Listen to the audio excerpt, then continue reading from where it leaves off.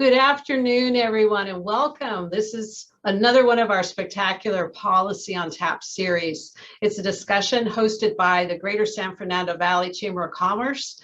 And over the course of the year, Policy on Tap, if you've been with us for other ones of them, has brought together government and industry leaders to discuss the pressing issues of the day from today's topic, which is going to be travel and tourism, to entertainment. We've handled healthcare, homelessness, and with some more coming up as well.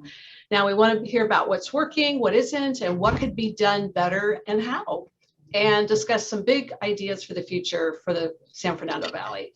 So today we have three wonderful speakers, outstanding speakers, who will be discussing the topic of travel and tourism and sharing their thoughts. First, we're going to have Becca Doten from the Los Angeles World Airports, Mark Davis from Sun Hill Properties, who's owner of the Universal Hilton, and Wendy Kiel, the client manager for tourism economics. I'm also going to be your moderator. I'm the former board chair of the Greater San Fernando Valley Chamber of Commerce. So welcome, everybody.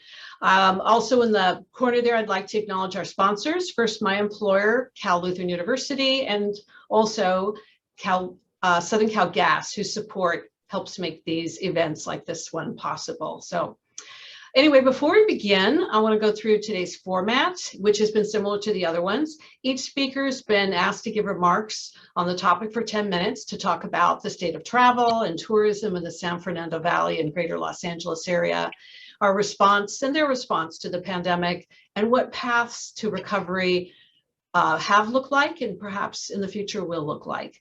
We're going to be ringing a bell at 1 minute before the time limit, which unfortunately I can never hear. So you may have to wave a little bit to me, Scott and Fayumi, if I miss the bell, so that the speaker and myself know their time limits coming to a close. Anyway, following the presentations, we're going to have prepared Q&A that we'll be asking the speakers, and they'll have 2 minutes to answer. And then with time permitting, we'd love to take your questions. So feel free to jot them down. We'll be giving you an opportunity to ask at least a few questions. It's going to be in the chat window, which many of you are familiar with down at the bottom, how to type a question in. And also, while our panelists are speaking, can you all put yourself on mute? So other than perhaps the people that at this point in time are about to speak, the audience, please put yourself on mute because we don't want to hear background noise. So with that, I'd like to introduce our first speaker, which is going to be Becca Doten. She's the Deputy Executive Director for Public and Government Affairs at Los Angeles World Airports, also known affectionately as LAWA. And LAWA owns and operates LAX, the busiest commercial airport, and they also, which perhaps you didn't know, also handle Van Nuys Airport, which is a major private aviation facility here in the San Fernando Valley. Becca is overseeing communications and media response for several major initiatives, and that's including LAX's terminal wellness pilot, the opening of LA Exit, and the airport's COVID-19 response. That's going to be an interesting discussion to hear about that. In addition to being a sworn reserve officer, really, Becca, so you're a sworn reserve officer, awesome. In the LAPD, Becca is also a graduate of the University of Southern California. Becca, you're going to have 10 minutes. I don't know how you're going to fit it all in, but you'll have 10 minutes to discuss LAWA's COVID response, aviation industry trends, the outlook for the future, and how the aviation industry will look different going forward. Becca? Thank you so much. I'm going to start my timer as well, just to make sure I'm keeping track of the time. I'm going to share my screen here, so bear with me while that gets started and launch into the presentation mode. So there was a lot of definitely a lot of information that was requested to share today, but I'm just going to go over a little bit and take questions at the end. So LAWA's recovery, we creatively call this prepared for takeoff because we're ready to get back to travel and tourism at LAX, as I know everyone on this call is. And I'm going to talk a little bit about where we are, what we're doing, and share some information about what's coming up at our airports. So first of all, we all know that the COVID-19 pandemic has greatly challenged the industry, including airports. We're a city department with the city of Los Angeles, but we get no city funding. It's a proprietary department, so we make all of our revenue via our fees, and landing fees, concessions, and other income. And last year, year and a half ago, April of 2020, we saw a 95% reduction in the number of travelers who were coming through LAX. We were ranked number 2 in the US and number 3 in the world in 2019. And in 2020, due to the pandemic and the fact that we rely so heavily on international travel, we saw ourselves drop to number 5 in the US and number 15 in the world. But never fear, we anticipate coming back strongly and returning to our top 10 glory again soon. Van Nuys also saw a decrease in planes taking off and landing at our general aviation airport.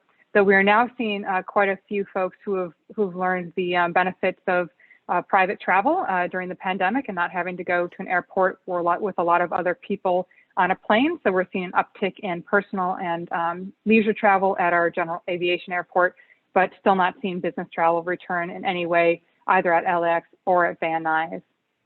So we knew that the pandemic was going to greatly impact our airports, but we also knew that we need to make travel as safe, clean, and comfortable as possible for everyone who still needed to travel.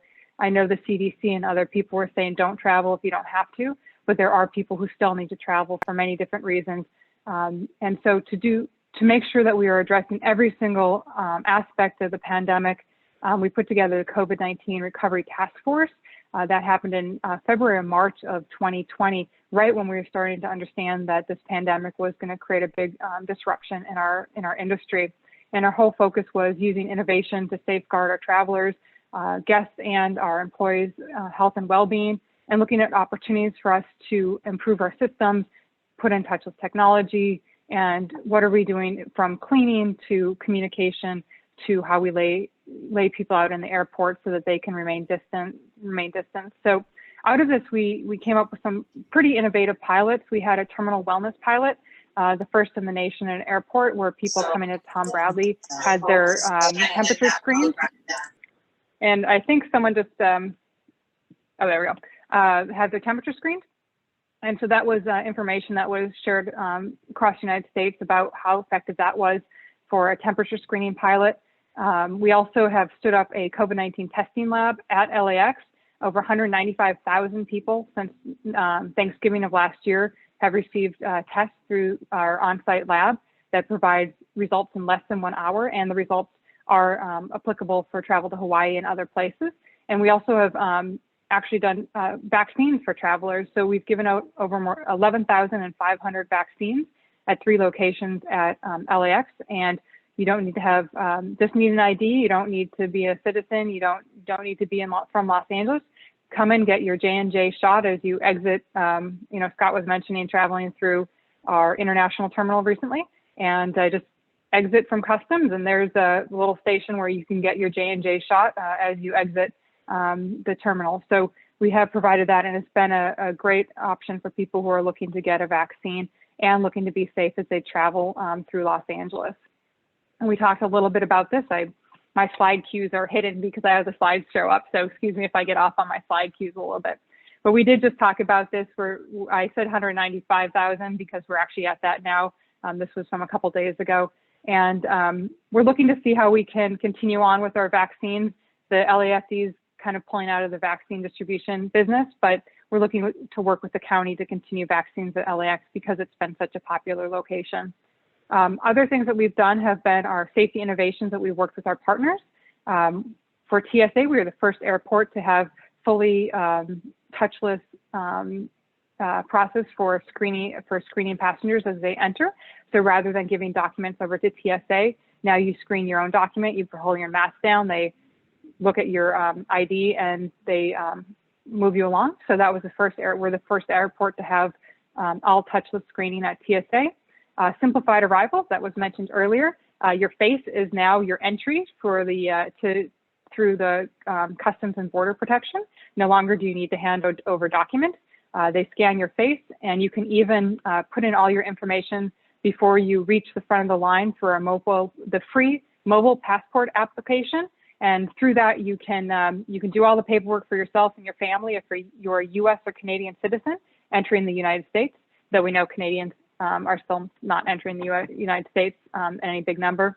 And then, of course, we have LAX Order Now. I highly recommend it if you're coming to the airport these days.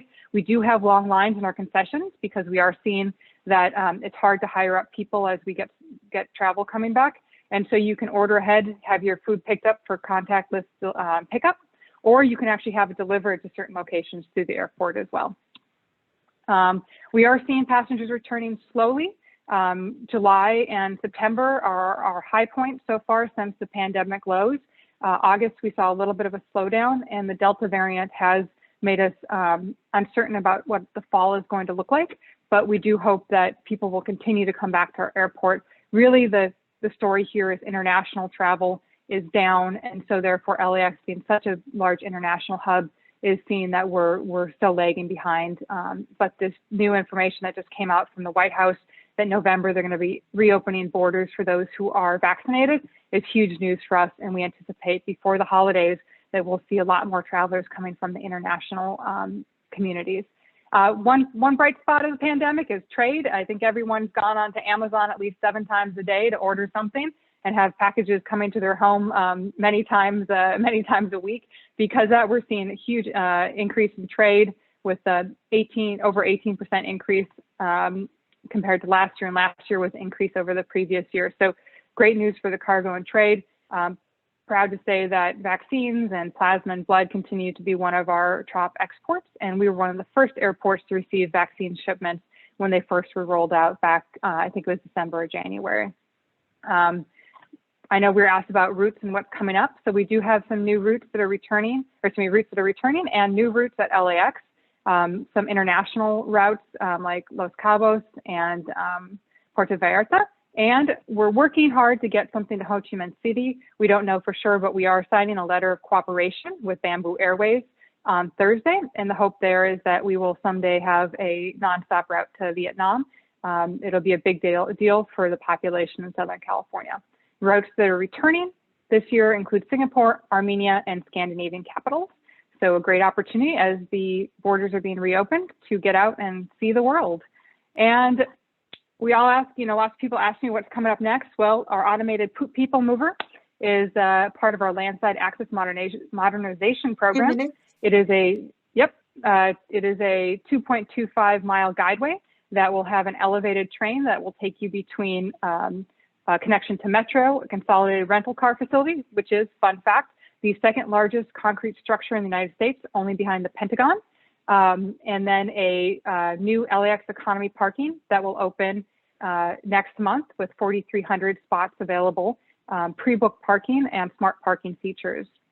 The automated people mover is expected to open in 2023.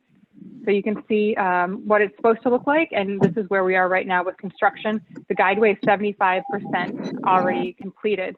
We talked about the Intermodal Transportation Facility West. That is the fancy way of saying LAX economy parking. It'll open in October, 4,300 spaces.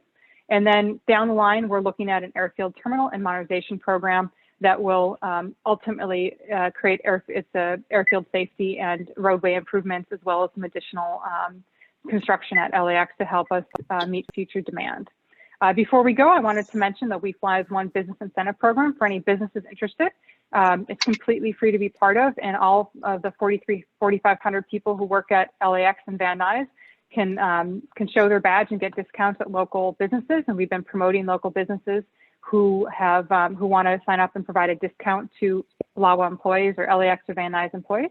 If you have any interest in that, you can reach out to me. But it's a great program to help local businesses get seen before our 45,000 people who are employed at our 2 airports. And we just launched that last week.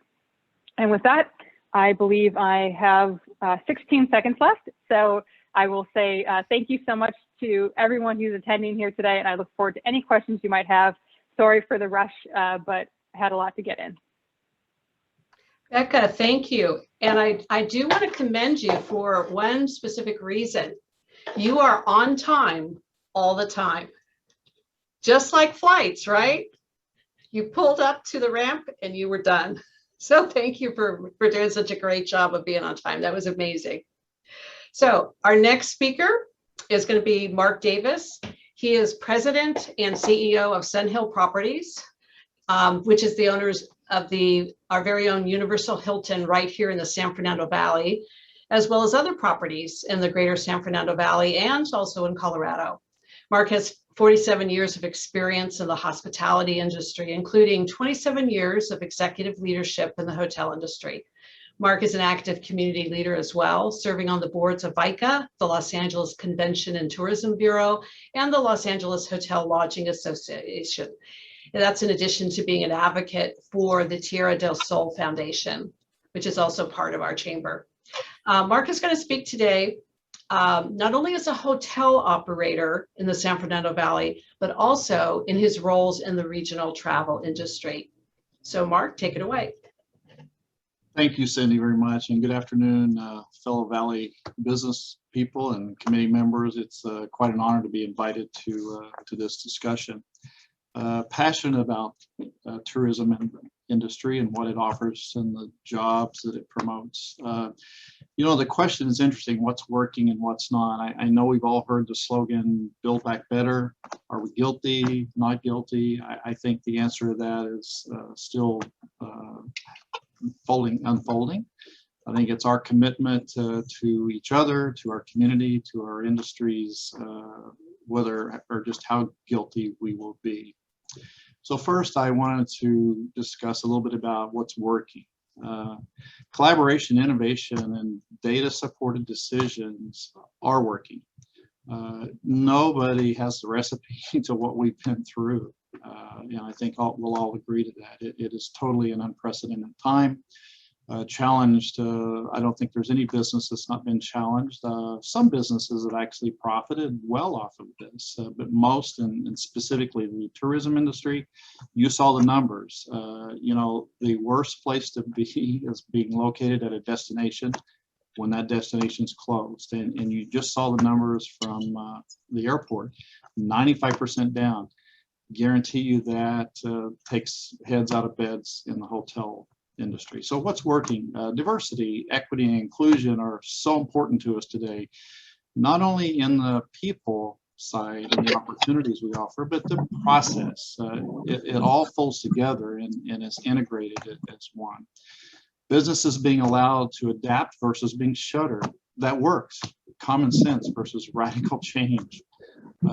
Shutter businesses don't work, can't pay their bills, can't pay their mortgage, can't hire staff. Employees provide assistance when work is not available, very important, and it works.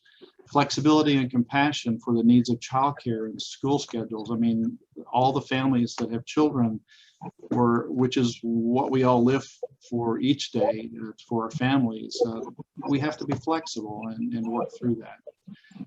Companies supported healthcare when possible. I know many people, when they lost their job, lost their healthcare. So we, as an employer, decided it was the right thing to do to support our people through at least part of that process, as much as we could until the seminar started rolling.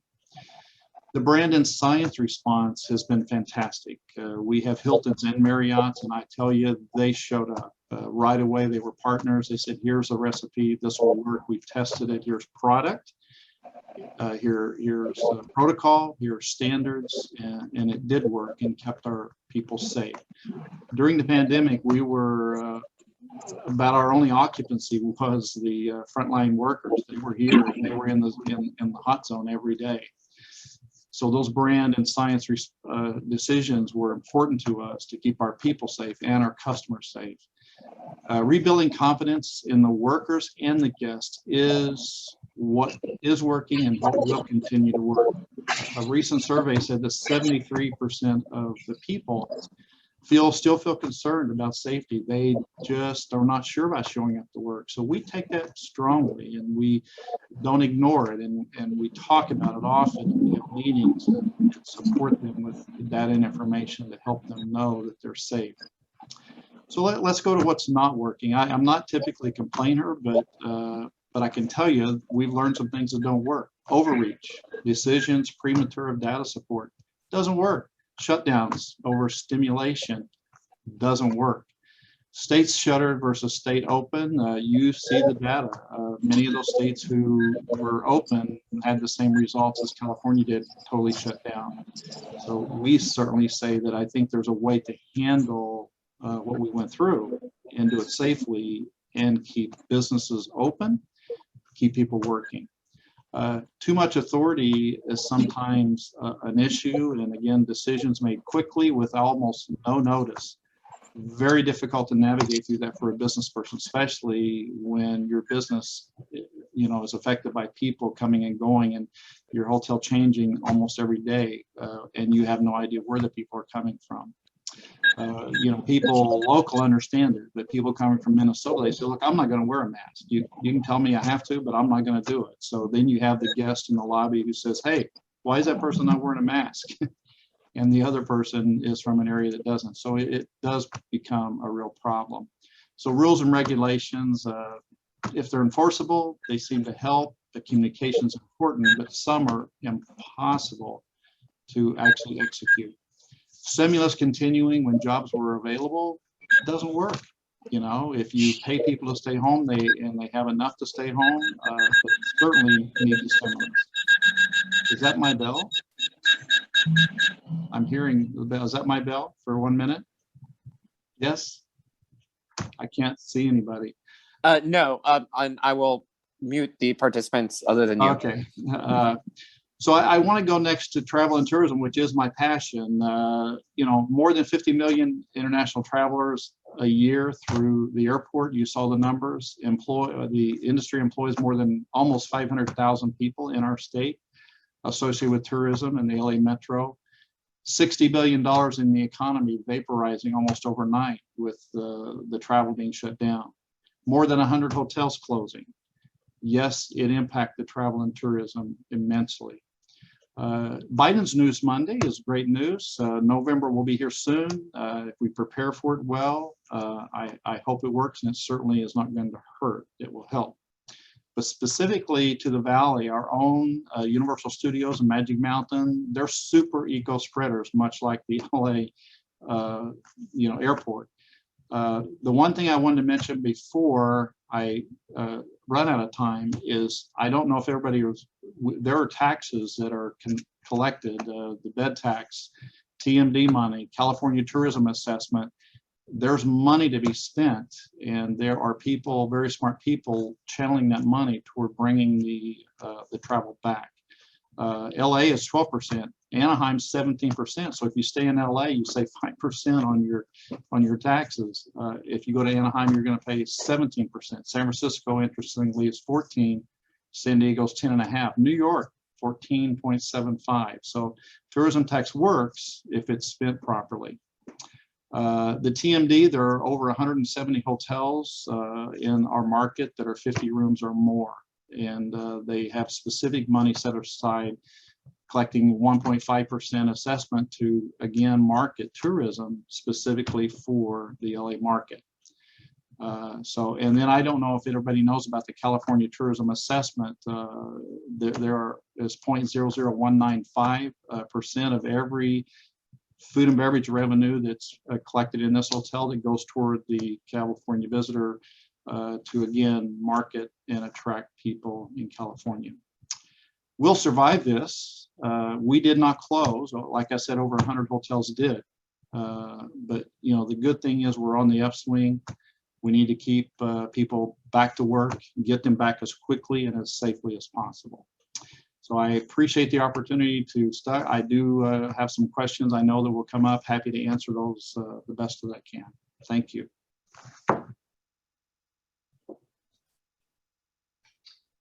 Okay, thank you, Mark. I just wanted to clarify one thing. When you said over 100 hotels closing, did you mean actually out of business? They closed, and there is, some of them have reopened. Some even in our own market, like for example, the Garland, they closed. We chose to stay open. My next door neighbor, the Sheridan, closed. They closed for almost a year. They reopened, I think, in July of this year. So some are reopening, but over 100 at one time at the apex or the climax did close in our LA market. Wow, that's, yeah, no business. A lot of jobs. It's a lot of jobs. Yeah. Great. Well, thank you, Mark. We'll be getting back to you with more questions later. And our next and final panelist is Wendy Kiel. She is the client manager of tourism economics. And prior to joining tourism economics, Wendy served as vice president of tourism insights for the Los Angeles Tourism and Convention Board, where she oversaw global research and data analysis. And as director of consumer insights at Universal Studios, and also she served as a director of market research at Walt Disney Imagineering. Now, not only does Wendy know information, data, but she knows the San Fernando Valley, having worked for two of our largest employers. Wendy, you have 10 minutes to share with us about your industry and trends and forecasts. Thank you. Okay, thank you. And you can see my screen correctly, correct? Yes? Yep. Okay.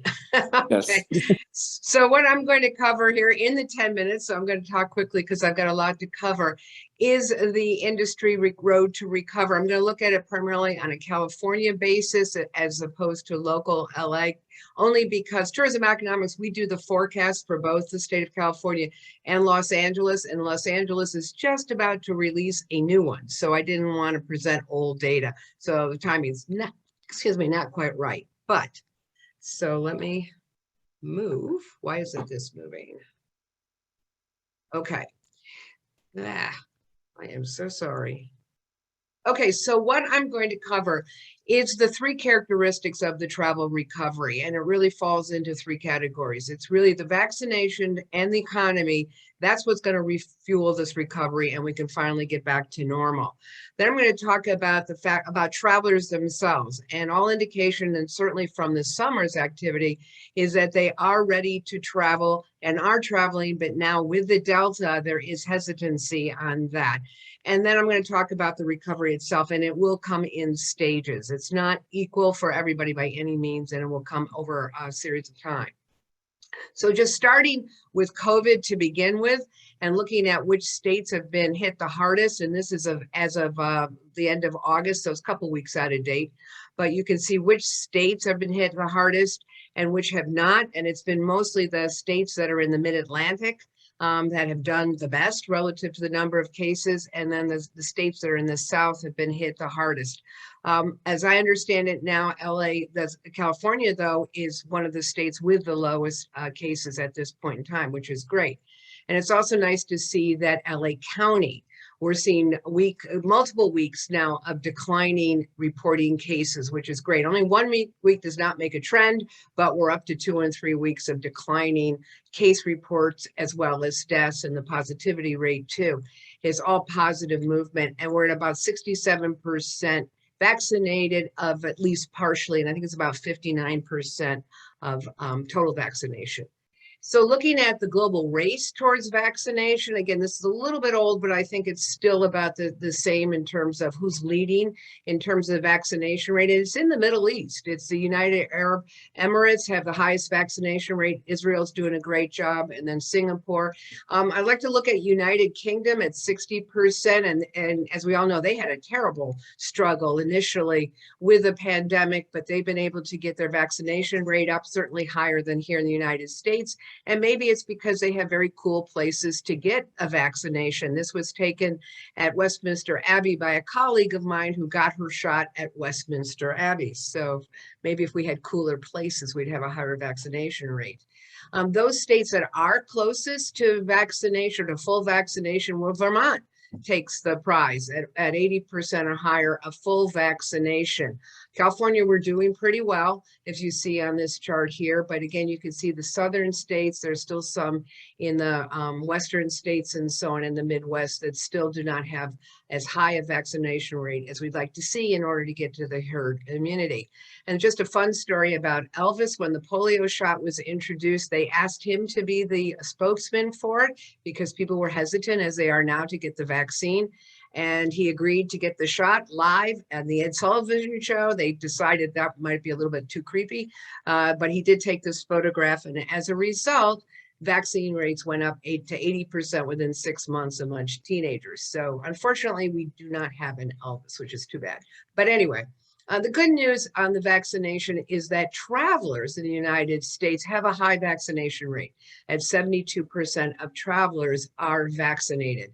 So, over 25% are not, but it's higher than the average population vaccination rate. So that's good news. So moving on to the economy.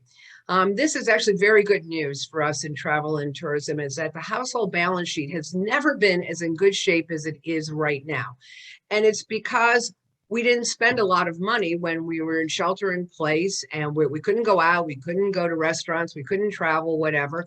And as a consequence, the US savings rate has never been higher and debt has been paid down. So what that has resulted in is there's a lot of money for people to spend. And in fact, we estimate at Tourism Economics about $2.5 trillion stash for households to spend. And in fact, that's exactly what they're doing. They are spending. It's the strongest consumer spending growth in 70 years. And the good news for us is it's shifting now from goods, from buying, durable goods, and as we did earlier on in the pandemic, and still are. But as you can see by that arrow, the spending is now shifting to F&B, to air, to lodging, and recreational services, and so on. You can see how low it got, and we're now seeing that climbing almost up to 2019 levels again. So that's great. We have very strong job creation, but what these two charts show, if you can see them, is how bad it was. I mean, the job losses were awful. I mean, just awful in our industry, as well as the total non-farm, but particularly in leisure hospitality got hit really, really hard. And we're still below where we were in 2019, but the employment trend that you can see down below, we're quickly recovering, if you will, from that low point, but it's a deep hole to climb out of.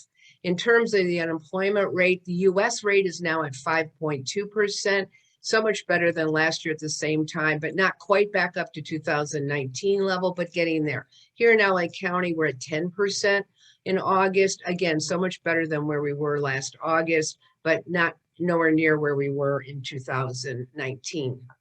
All right, so talking about the labor shortages, Mark talked about this as well, is if you're having trouble hiring, you're in very good company. Everybody is having trouble hiring at this point.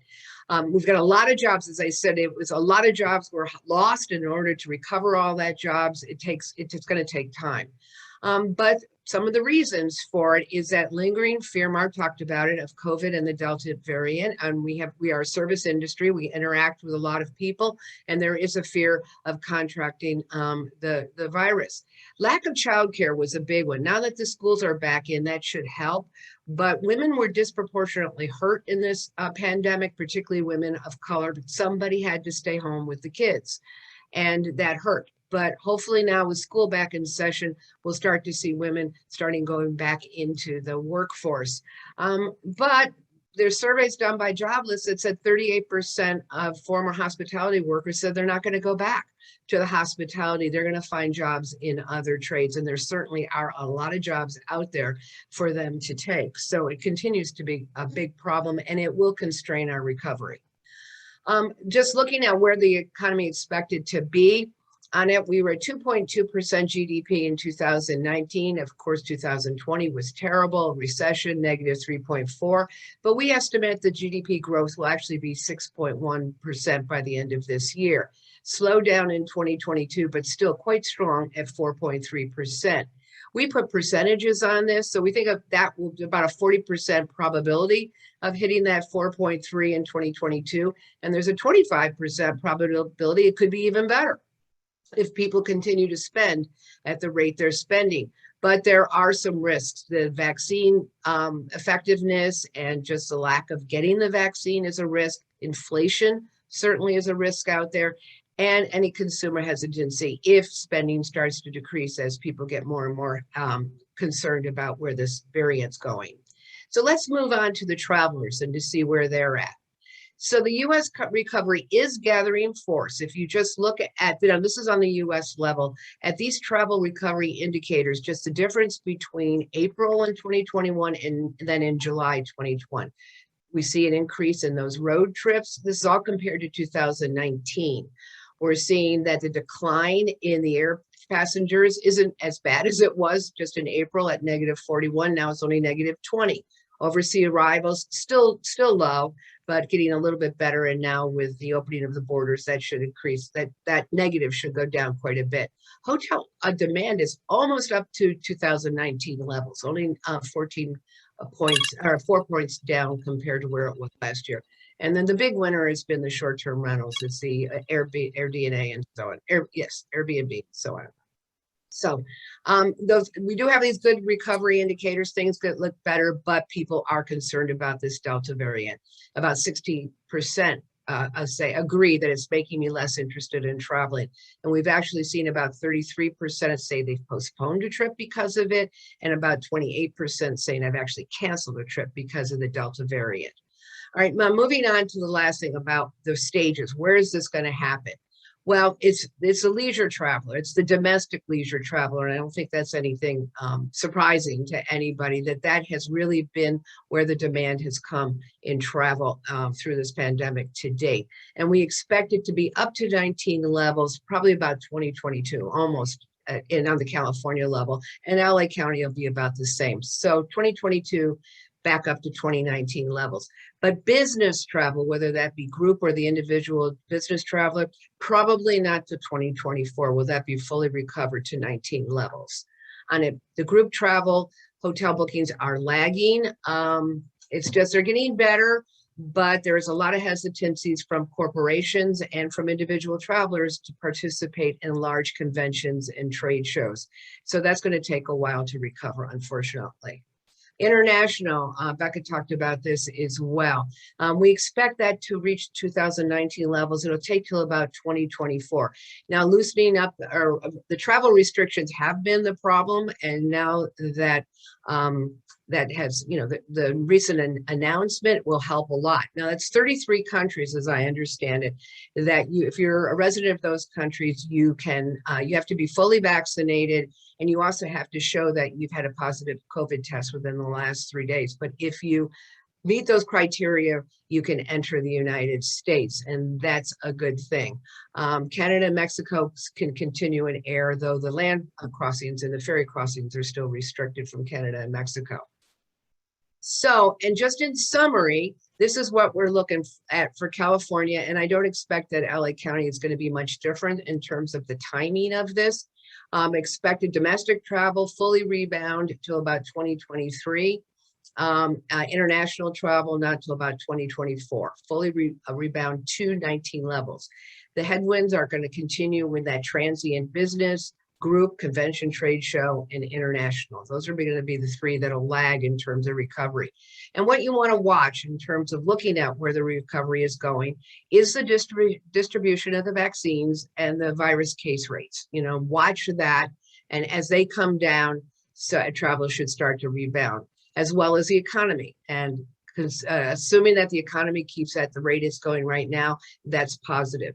Relaxation of the government restrictions, that's all good signs, as well as that announcement on the international front. Reopening of air routes, Becca talked about that, and increased capacities. You just have to get those air routes open and more planes coming in. And then watch the return to school and offices and workplaces, because that's also going to fuel a lot of recovery in travel. So that's it. I hope you all have a wonderful Halloween. Wendy, thank you so much. That was amazing. I don't know how you did that in 10 minutes, but we'll be back to you with more details on that. I did want to mention, because Wendy presented some interesting information showing how it's going to take a few years to ramp up, and it's like 24, 25.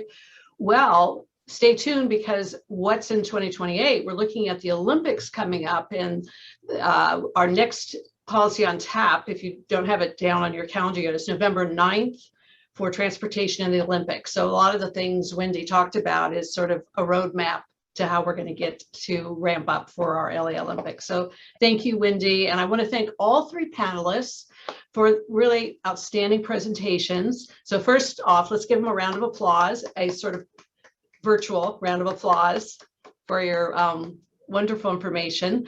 And next, it's going to be Q&A time for all three speakers, and I'm going to mix it up with different people answering different questions at different time. And then we're going to open it up for the audience who I'm sure when I look at Diane out there and Dan and others, you're going to have lots of questions. Steve, not so much for you. Just teasing. Okay, so for our first question, and I must say it's if you could take 2 minutes to answer the question or less. And I do have a bell ringer. Oh, I have a hand too, Lainey. Looks like she's got a question. Is there anything we need to stop for, Lainey? Nope. Whenever you're okay. ready. We'll come back to you later then. Okay, so we have 2 minutes to answer a question as for our panelists, and we'll ring a bell 10 seconds before your time limit so that you know your time's coming to a close. So let's first start with Wendy. So Wendy, generally speaking, how is the recovery going for travel to the greater Los Angeles region, and what are the main drivers of travel now to Southern California these days? It's going well. It's not anywhere near where we were in 2019. And just looking at occupancy rates in August, for example, the occupancy LA County-wide was 63%, but the August in 2019, it was 80.7%. So year over year, very strong, but 2020 was terrible. So we don't even bother looking at 2020. So we have a long way to go.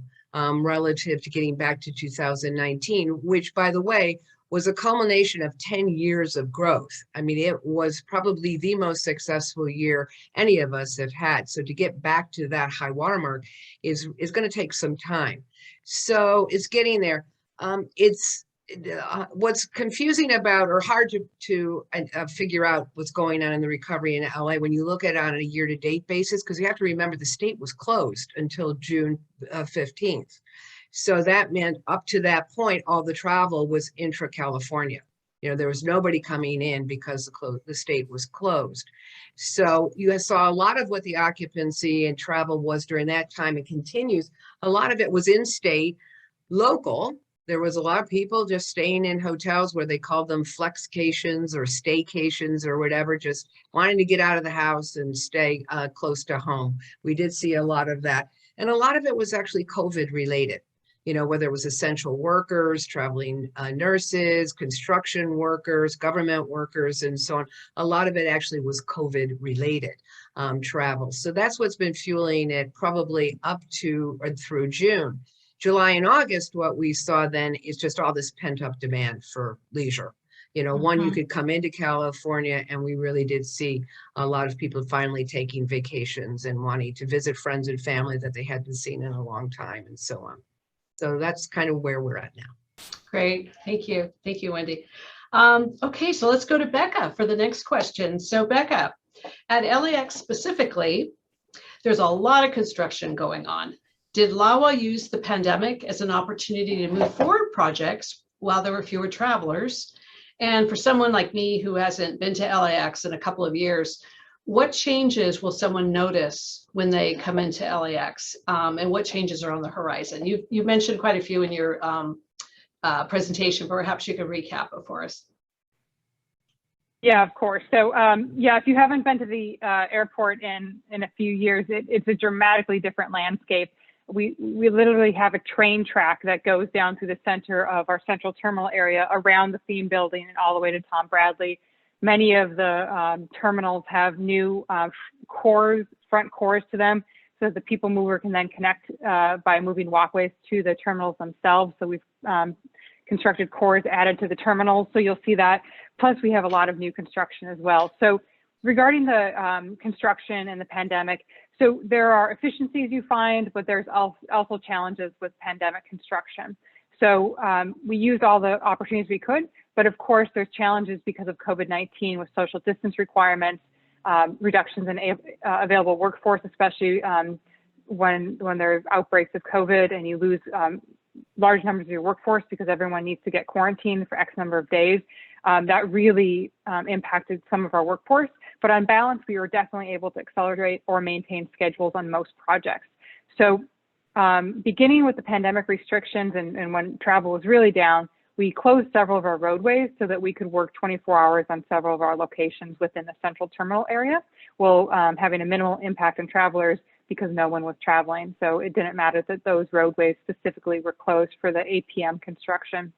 One of our super bright points was our Terminal 2 and 3 renovation project, which is where Delta flies out of. And that was accelerated by 18 months because of the pandemic. We were able to completely shut down Terminal 3 and only operate out of Terminal 2 for Delta, which meant that we could just use all of Terminal 3 for construction, didn't have to worry about passengers coming in and out of that.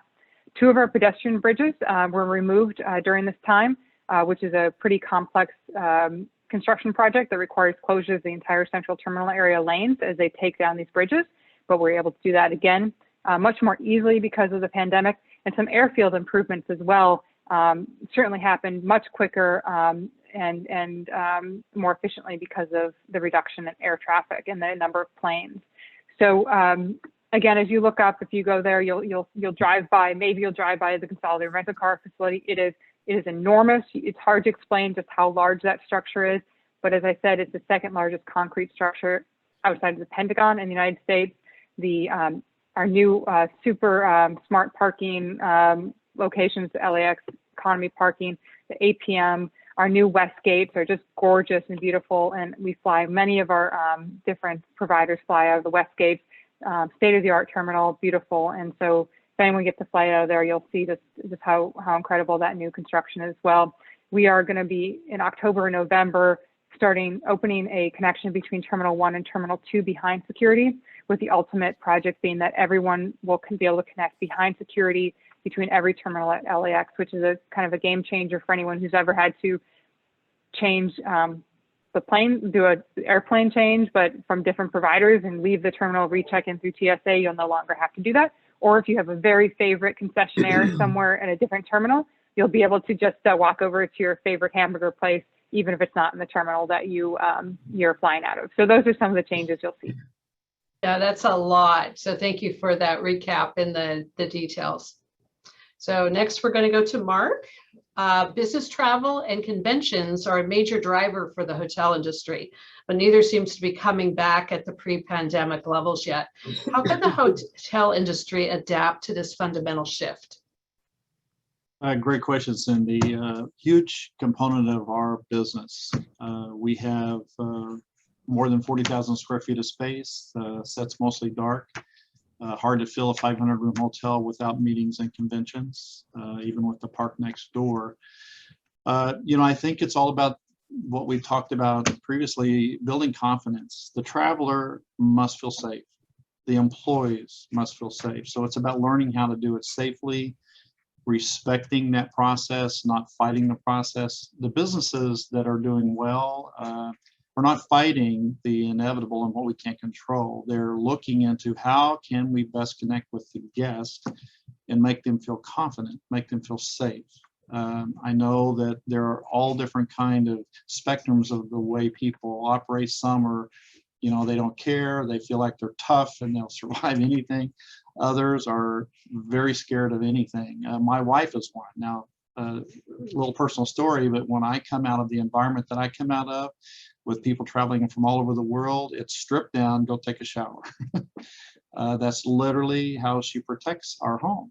And I take that seriously and I respect that. So the confidence of the traveler is important. We have to stay flexible. The fear factor is real, can't ignore it, both for our guests and for our employees.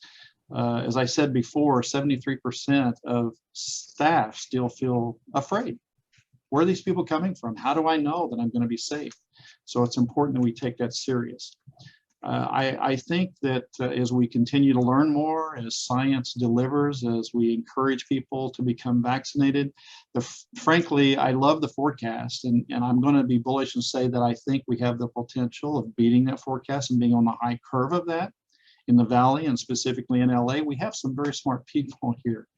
LA Tourism Board and the brain power down there, they've done a really good job of mapping out their marketing to time with the recent announcement. And as long as we continue to be smart like that, we don't waste our money when people are not traveling and we save it.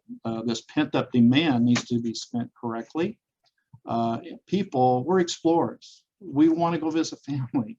We want to hug each other. We want to touch each other. And the other thing we're doing, and adapting is we're offering flexible meetings, in person plus virtual. So you can attend a conference, and if you don't feel safe, we've got a program for you as well. So you can interconnect with and get as much out of the conference as possible.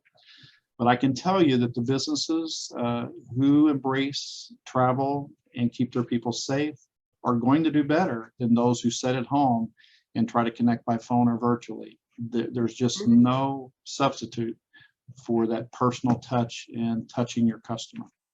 Business travel important to us, and we have to really continue to embrace that in our market. Thank you. Thank you, Mark. My next question is for Becca. And since we are located in the San Fernando Valley as a chamber, we certainly have to talk about Van Nuys Airport in part of today's discussion. So our question is, was general aviation impacted by the pandemic to the same degree as commercial aviation? We did see that on one of the slides, so I want you to elaborate on that a little bit. How did traffic numbers at Van Nuys compare over the course of the pandemic to those at LAX, for example? So maybe perhaps go into a little more detail than you did on your slides on that. Yeah, for sure. So as you saw in the presentation, Van Nuys Airport's numbers of operations were also hit hard during the beginning of the pandemic. And we saw a drop of about 48% in the takeoffs and landings at Van Nuys General Aviation Airport. However, we have seen people come back to general aviation quicker than at LAX. Especially, I think people are discovering general aviation for the first time and see the advantage of not having to be around as many people in a terminal or in a large metal tube going long distances. Some people, like Mark was talking about, just feel more comfortable, not being around as many people, and those who can afford it or have the resources or access are discovering general aviation as a wonderful opportunity to help them meet their needs. We've also noted anecdotally that just like has been mentioned by Mark and Wendy and others, that business travel is still down, and that includes general aviation as well. But I just want to put one special note out there about Van Nuys. The numbers are certainly coming back now for our travel up there. But one important thing to note is that the after hours operations are down 15% from 2020. And so I just wanted to put it out there because I know the community appreciates having less air traffic late at night coming in and out of Van Nuys Airport. And we very much appreciate all the collaboration of the operators at Van Nuys who've been working to reduce nighttime operations. And we're going to continue to work on that front as well. So a little note wasn't asked, but thought I'd throw it in there. But yeah, please, it's a great place to fly out of if you want. And we have Diana on this call, I think, even who is one of our LAWA team members up at Van Nuys, and she knows everything about Van Nuys Airport if you have any questions. Great, thank you. So my next question goes back to Wendy, and this has to do with hotel rates. Looking at hotel rates this summer, some regions like Santa Barbara, Palm Springs, they're commanding higher rates than before the pandemic. But others, San Francisco, New York, have had lower rates than we've seen in decades. Where does Los Angeles fit into this picture in terms of the spectrum of recovery and the rates? Yeah, you have to look at it though, market by market, because there's different factors that are impacting their rate and their occupancy. In the case of Santa Barbara, it is a resort, it's a beach resort, and those markets have done better than anybody else, both in occupancy and in rate. They're able to keep those rates high, and they still are getting the occupancy as well. Now, in some cases, they don't have as many rooms out on as they did before, one, because they don't have staff to clean them, and so they're not as many rooms as they had prior open. But anyway, they're filling their hotels and they're doing a high rate on that. In the case of, say, San Francisco, that is a really hurting city relative to hotel occupancy for a couple of reasons, and one being they're so dependent on Moscone and on the conventions and citywide conventions, and they have big hotels that have a lot of meeting space, and that just completely dried up for them on it. They were a big international destination, so that completely dried up on them as well. And they've got two other issues too. They were very strict on the protocols and closing down and so on. And so it was just harder to go to San Francisco than it was to other destinations. And probably a fourth one is they've got a bad homeless problem, you know, as we do as well. But it's probably more centralized and more right in the face of tourists and so on, and the convention attendees and so on. So everybody's a little different. New York, it's an urban destination, and also they've got hotels that continue to open, you know, so their supply keeps just getting going on and on and on. You know, where does LA fit in all of that? It's really, it's a region by region basis for LA as well. You know, depending if you're closer to the beach or rural, if you depended heavily on group and business like downtown did, you're not going to be doing quite as well as somebody who had a high, you know, domestic leisure traveler. So it just depends on the market and what you have to offer. Thank you. And Mark, I just wanted to ask if you had anything to add on to that discussion. Well, it is regional, and you know, part of our destination being next to the park, almost every large group that we contract with also contracts with the park to for their families to come and enjoy the park, for them to have an outing night over there at the park. So it has a lot to do with what you have to offer, and again, how safe people feel. People can get to this hill near the park and almost not really be affected by the homeless. Most people don't understand, but all this hill is private property, owned mostly by Universal, but then even our property has its protection zone, and we can pretty well protect that zone. It's not public property, and we surveil it often and keep it clean, keep the homeless down and away from the hill. Makes an impact. Nobody wants to see that. You know, we certainly need to continue to focus on that issue LA-wide, but it's so important in the destinations, and her mentioning about around the convention center. How do you have a site visit and you take people there and they see all that? It's impacting. People make decisions, especially when they come to visit and they see what they don't feel will make their constituents feel safe and welcome. Yep. Yeah, and Wendy, I want to go back to you just to see if you have any comments about the San Fernando Valley, because I can imagine everybody on this call says, okay, it's going to be regionally specific, but do you consider San Fernando Valley its own little region for the purpose of some of the research you're doing? And do you see any difference in San Fernando Valley? Yeah, actually, the data that I have on the San Fernando Valley in terms of occupancy has done quite well. You know, really well.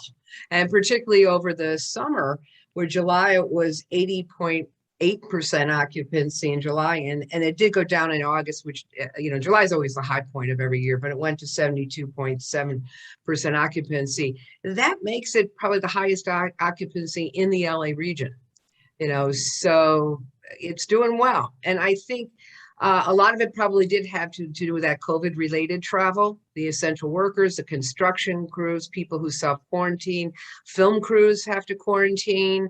There's all kinds of COVID-related travel that the Valley has accommodated, as well as just, you know, tourists now that Universal's open and things that are opening up as well to recapture that tourist. But the Valley has actually done quite well.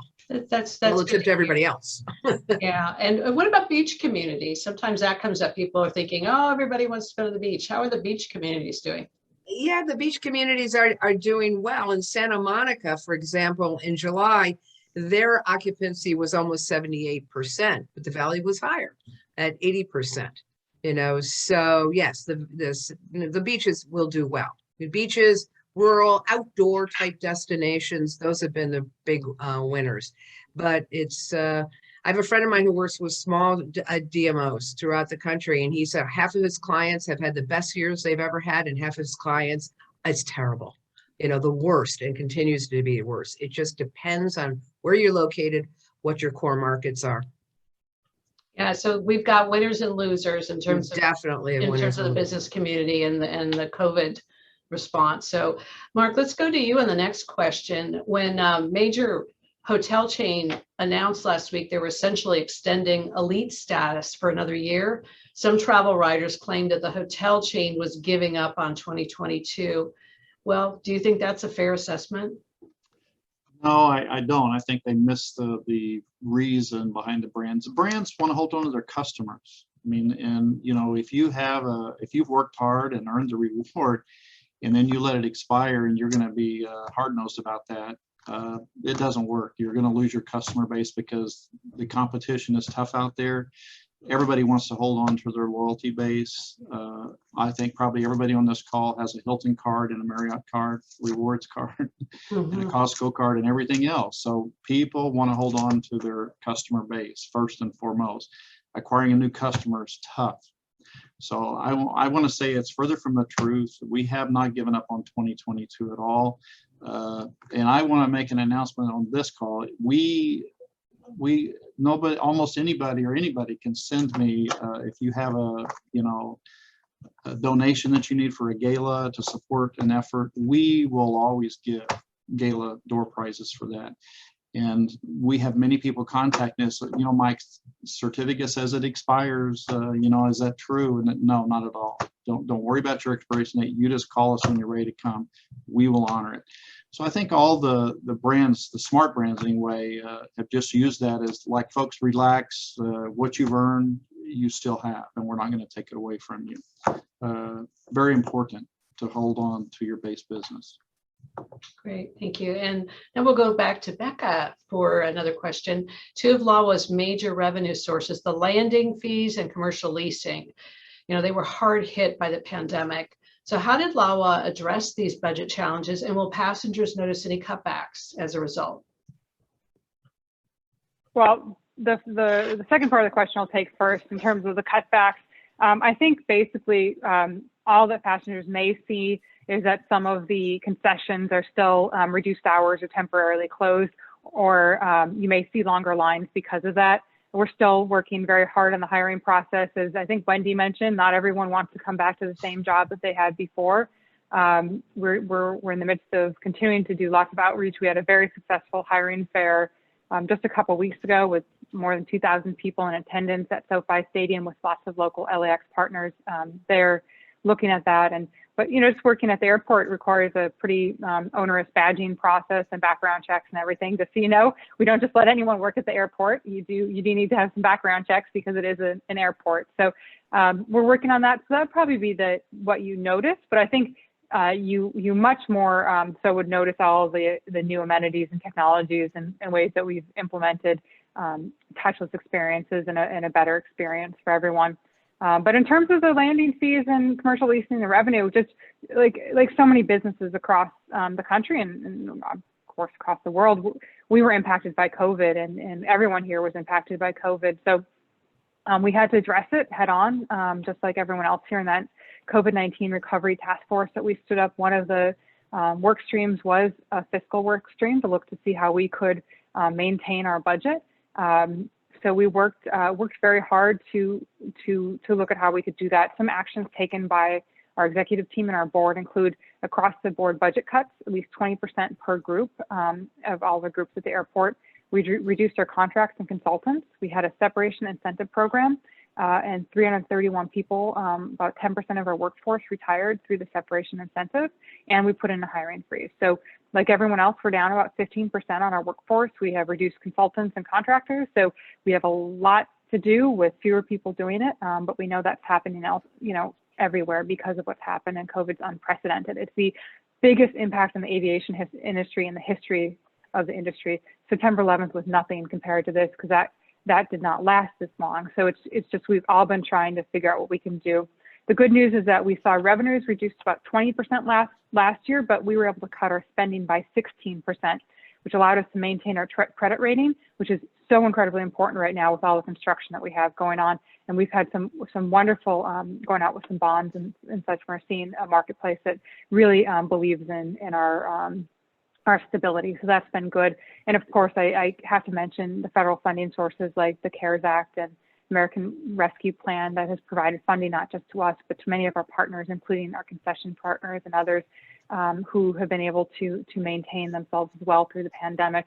And we have provided rent relief to our those who work with us at the airport as well. So we've done all those things to meet the challenges of COVID head on. And I know our executive team and our board are very proud to have maintained ourselves in a good fiscal position, even as this devastating pandemic has impacted so many people's lives and livelihoods.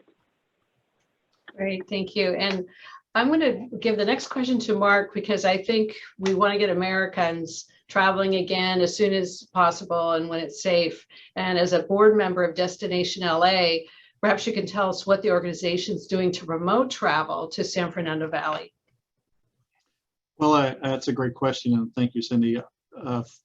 It's a little bit about making sure that I call opportunity, preparation, and timing. You can't not always control timing, but you can always be prepared, and we've certainly had plenty of time to prepare.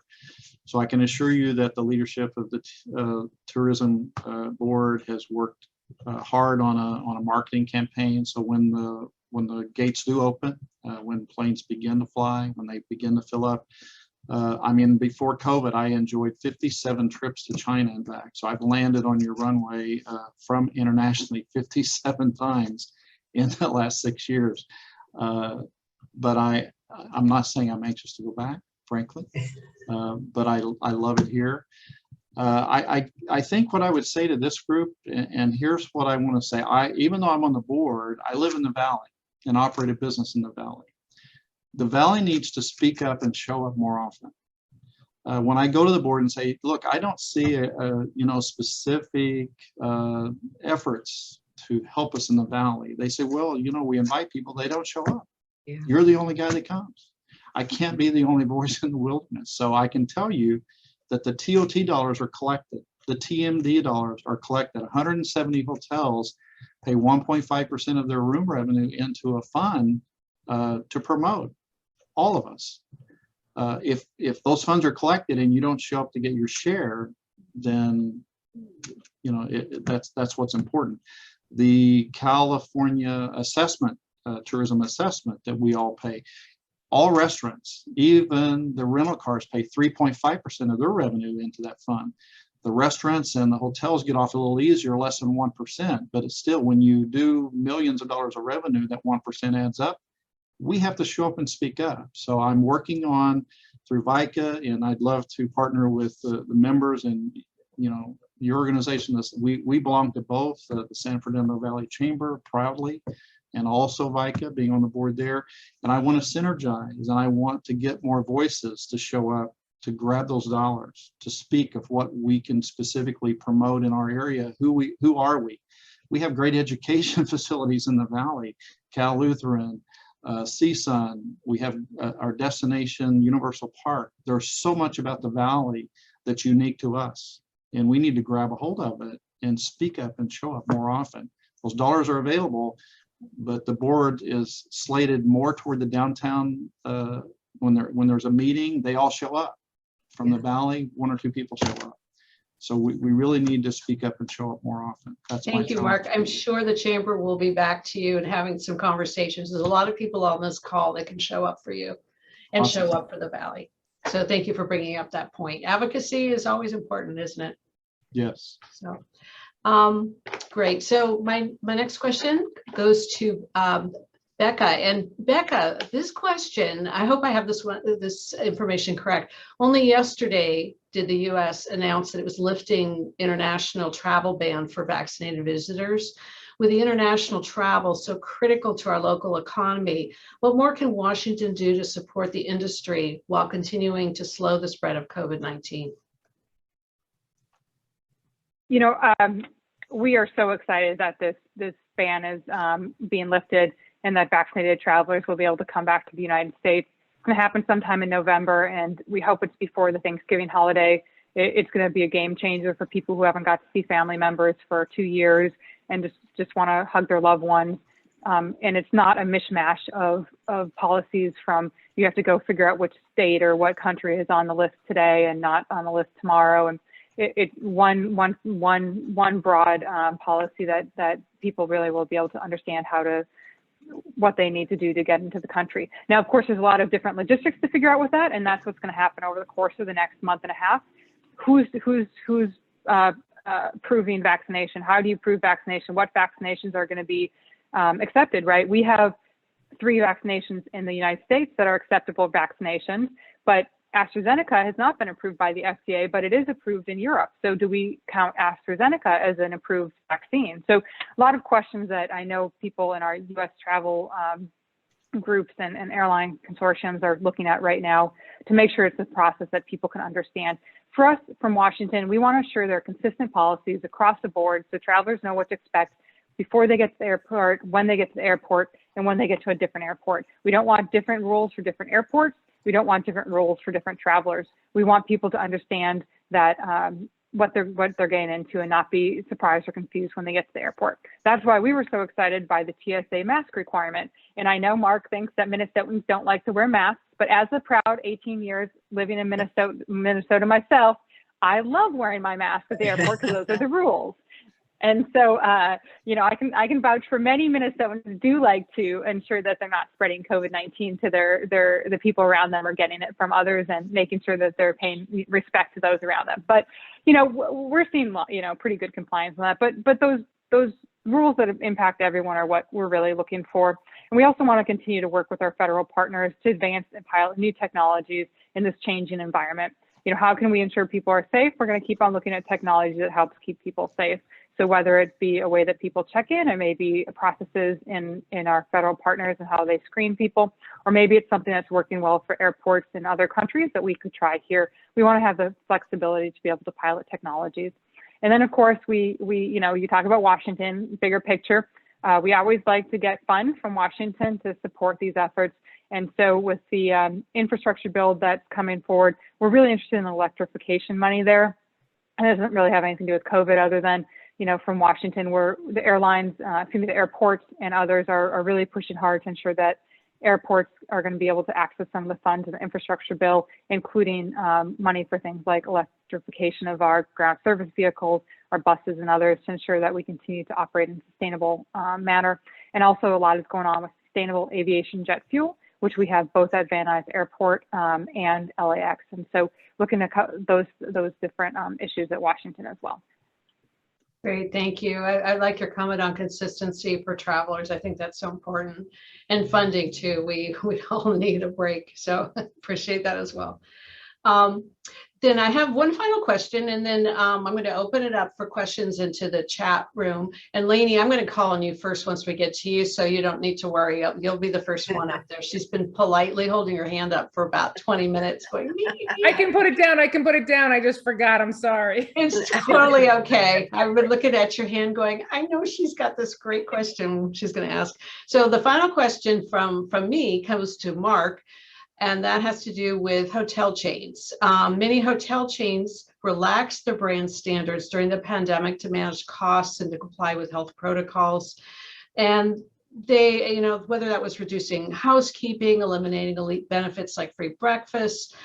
Do you think the expectations of the guest has changed? Some have done that, but has the guest experience changed? Or are they okay with accepting a reduced level of service in the future?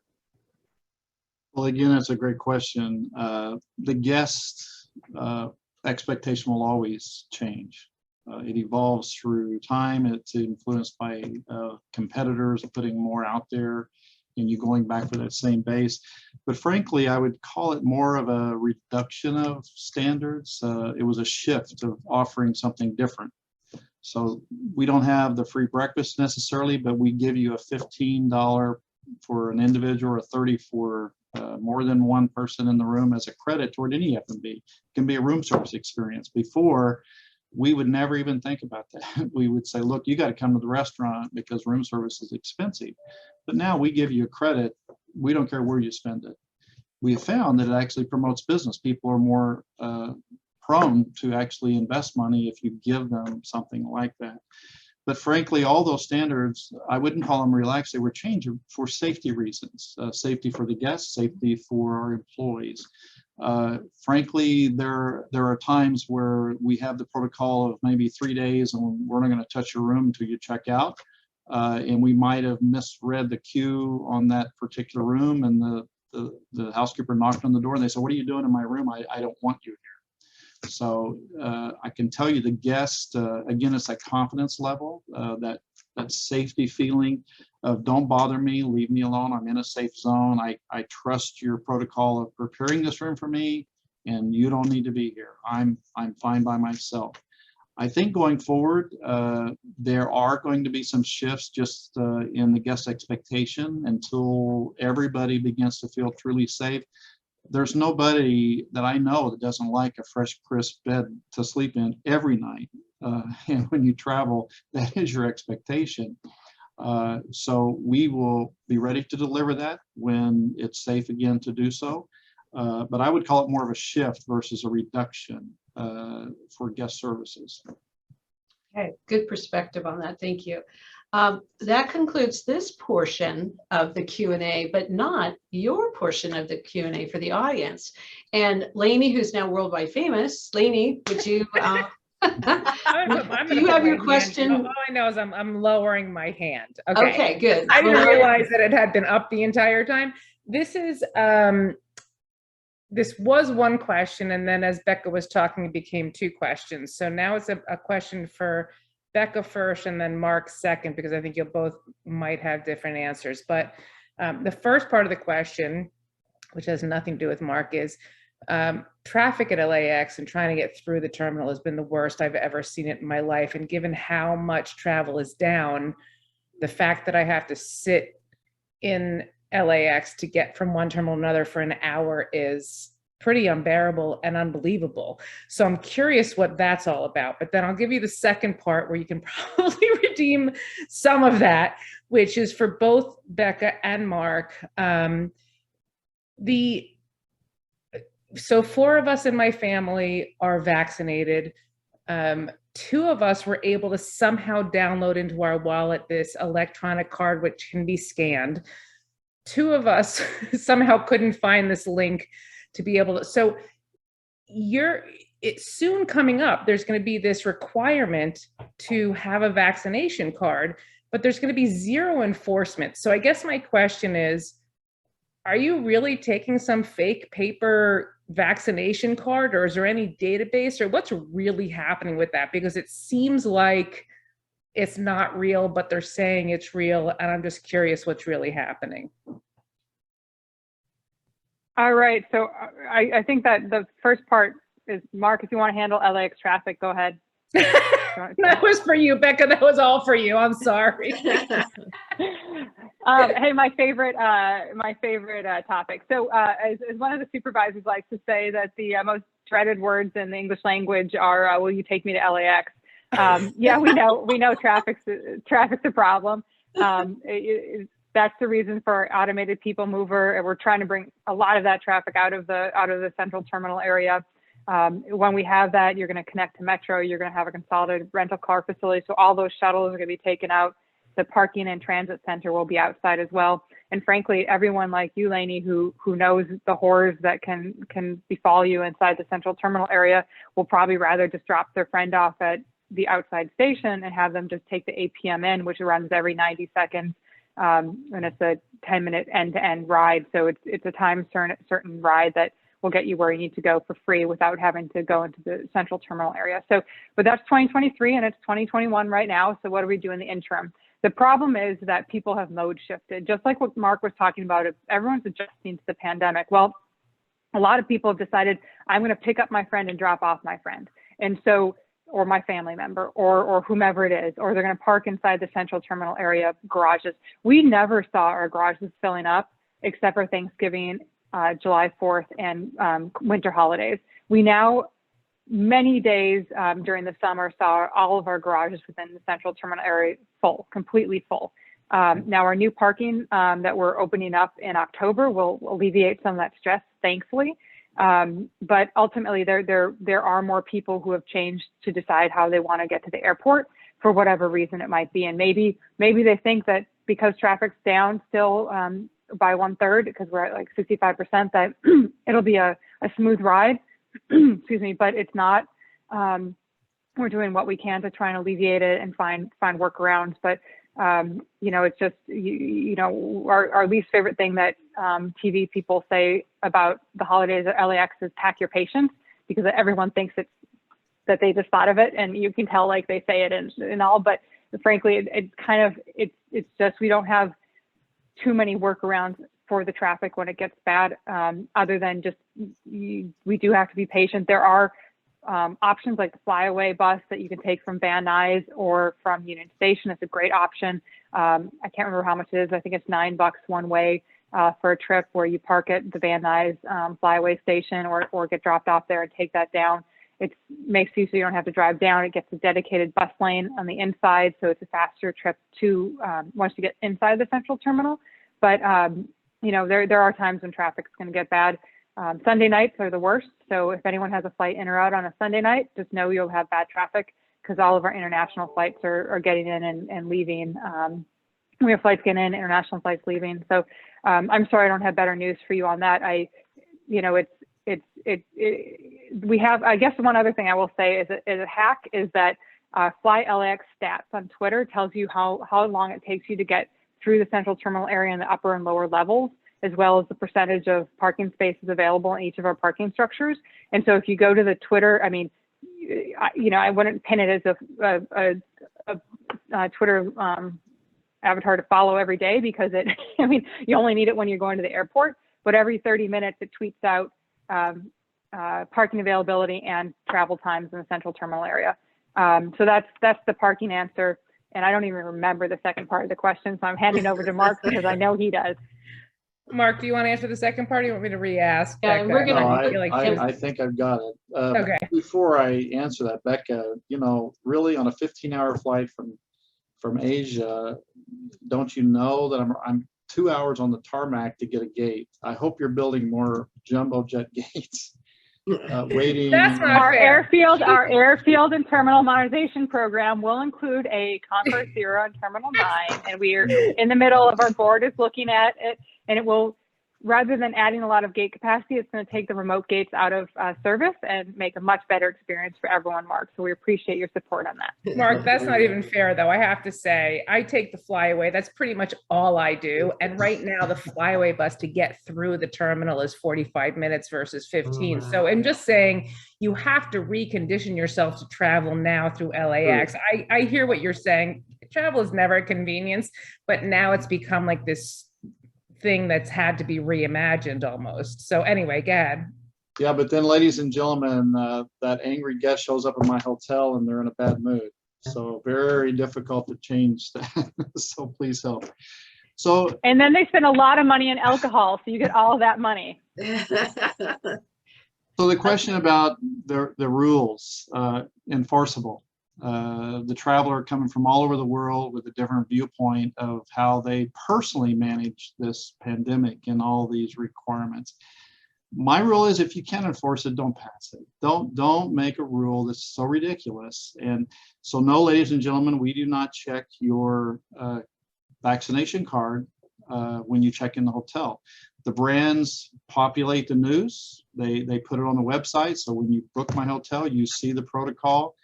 We expect you to be nice, ladies and gentlemen, and follow the rules. We are not the police. We will never try to be the police.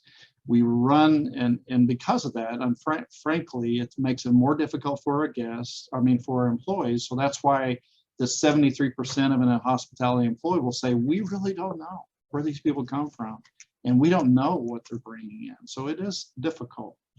But I say, if you can enforce it, don't pass the rule. The new rule that's coming down for bars, and yes, we have a bar in our restaurant, checking vaccination cards are supposed to be the protocol. Nobody's shown up to make sure that we're doing that. And so will we try to do our best? Yes. We will try to follow the law, but we have guests that come from everywhere that doesn't care. Yeah, so for you guys, it's totally different because they're not going to ever do that. But for Becca, when they go through LAX, they're going to be required when they show their identification to show their vaccine card. I'm just curious how you're actually going to validate that. We're going to have to wrap up. We're at I put the answer in the chat. Okay, yeah, answers in the chat. We're gonna have to wrap up. We're at 5:28. So that we'll have to conclude our audience questions for today. And if you all scroll and look at the last